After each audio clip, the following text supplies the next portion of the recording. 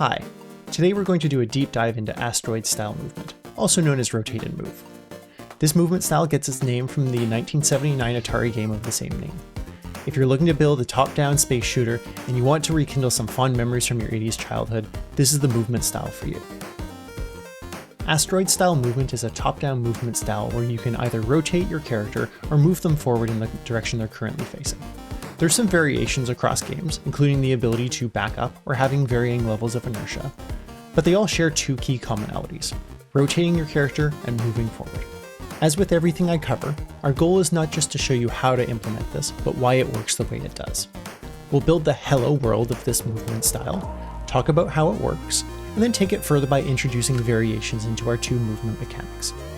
If you've watched my 8-way movement video, you'll be able to apply the same acceleration and deceleration techniques into this style. So if you haven't seen that, check that out after you've had some time to play with this.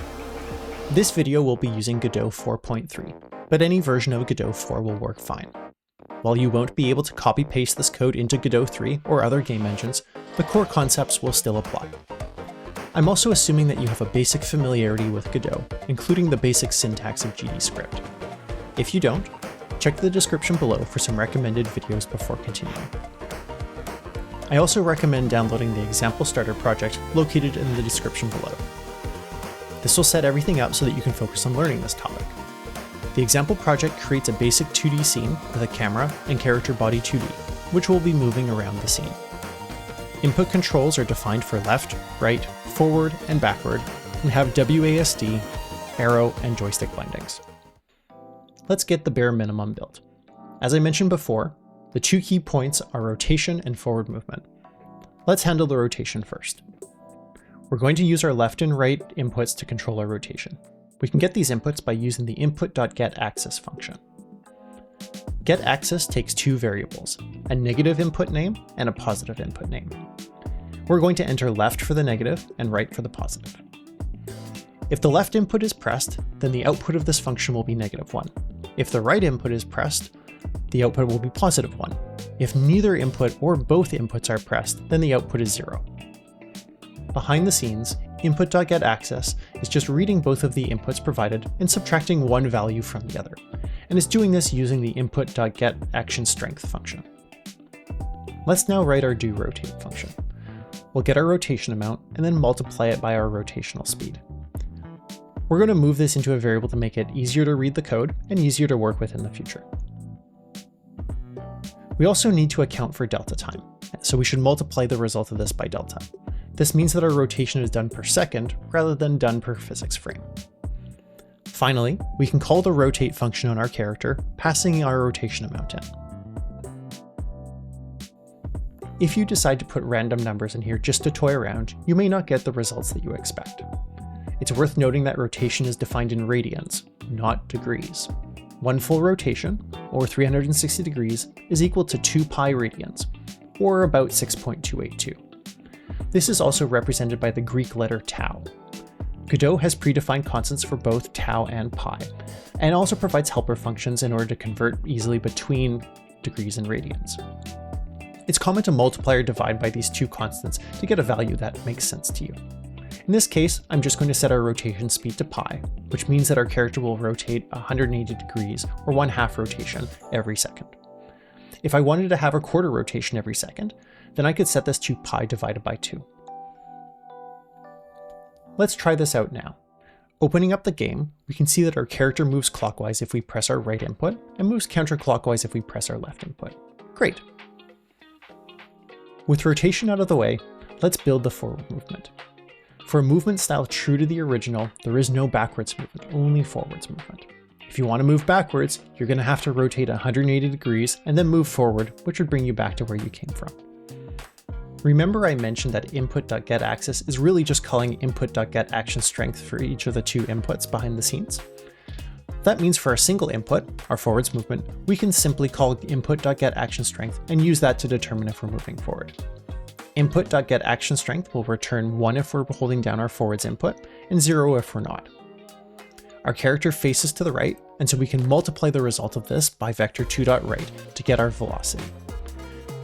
Vector2.right provides the direction our character is facing, and get action strength provides the magnitude.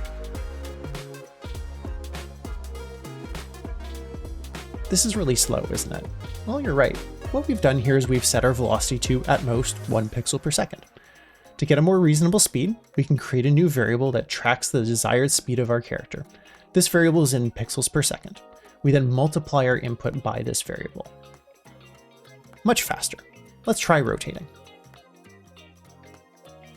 Well, that's not supposed to happen. What's going on here?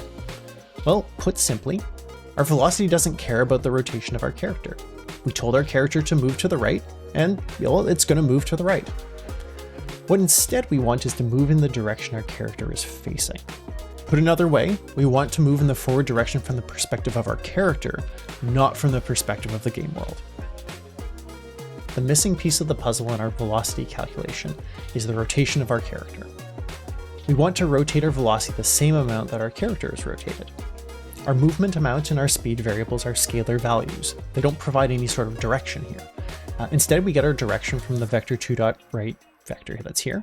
So let's rotate this using the rotated function, passing in our character's rotation. If our character is rotated 90 degrees, then so is our velocity. Okay, that's enough math for a moment. Let's try this out. It works. Great. We have a ways to go, but we have a solid foundation. Because we put our forward movement and rotational speeds into variables at the top of our character code, we can easily change them to find the right values for our game. Take some time to toy around with these. If you looked at the example in the Godot documentation, you may have noticed that they use transform.x instead of rotating a vector2.right in order to get the forward movement. Transforms can be really confusing if you're not familiar with them. For our purposes, transform.x is the exact same as rotating a vector2.right, but they're not a perfect one-to-one substitution in all cases. If you'd like to learn more about how transforms work, check out the link in the description below, or my video coming soon about how they work. You're probably feeling like this movement is a bit bad. It's not very smooth and there's no weight to our character. Let's add some acceleration and deceleration to our forward movement. We're going to build linear acceleration in this example, but if you'd like to learn about a few more approaches that you could take, check out my last video where I covered 8-way movement. Virtually all of the acceleration and deceleration techniques that we covered there will work here. Acceleration, generally speaking, is the rate of change in velocity over a given period of time. Remember that velocity is a vector. It has both magnitude and direction components. The higher the magnitude, the more force applied to the body. Acceleration is often measured in meters per second, or meters per second squared. An acceleration of 3 meters per second squared means that the body is increasing in velocity at 3 meters per second every second. Expressed more generally, acceleration is distance per unit of time squared. Pixels are a unit of distance, and so we can define our acceleration as pixels per second squared. Okay, let's make some changes here and see how our movement changes.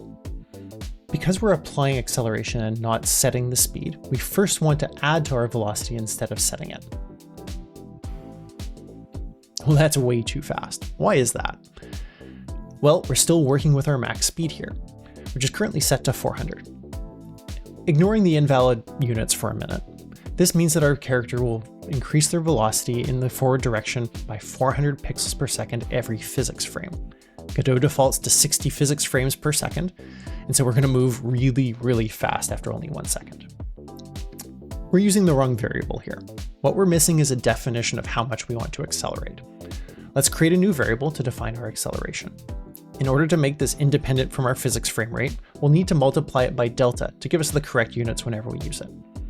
I refer to this as our adjusted acceleration. Finally, replace our reference to max speed with our adjusted acceleration.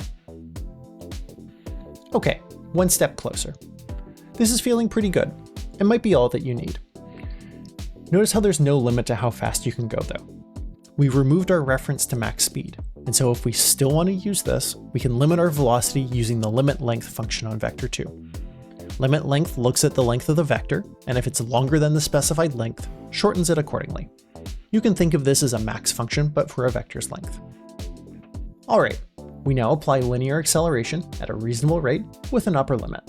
And because we're applying that acceleration based on what direction we're facing, we're getting that spacey 0G kind of feel. Now, one thing that the original Asteroids game had was a little bit of friction. With what we currently have, Once you're at a given velocity, you'll keep moving in that direction until you apply a force to the character in some other way. But maybe you want to slow down a little bit over time whenever the character isn't trying to move forward. An easy way to do this is to detect that there's no forward direction being inputted, and if that takes place, apply a little bit of negative acceleration. Let's look at our forward direction variable here. If the player isn't pressing the forward input, then the value of forward direction will be 0. If that's the case, then we want to slowly move our character's velocity towards 0 by a certain amount each frame. Let's create a deceleration variable, and just as we did with acceleration, always multiply it by delta to be independent of the physics frame rate. And there we go. Over time, you'll slowly reduce your velocity until you hit 0. To keep that spacey 0g feel, keep that deceleration low. If you want a more earthy feel, you can increase this. One other option I'd like to cover is our rotational speed having acceleration. In our first implementation, both our rotation or our forward movement were either on or off. Our next implementation added acceleration to our velocity. The next obvious step would be for us to add acceleration to our rotational speed.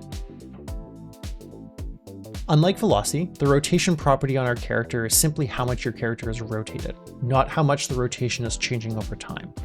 We'll need to track the rotational velocity ourselves.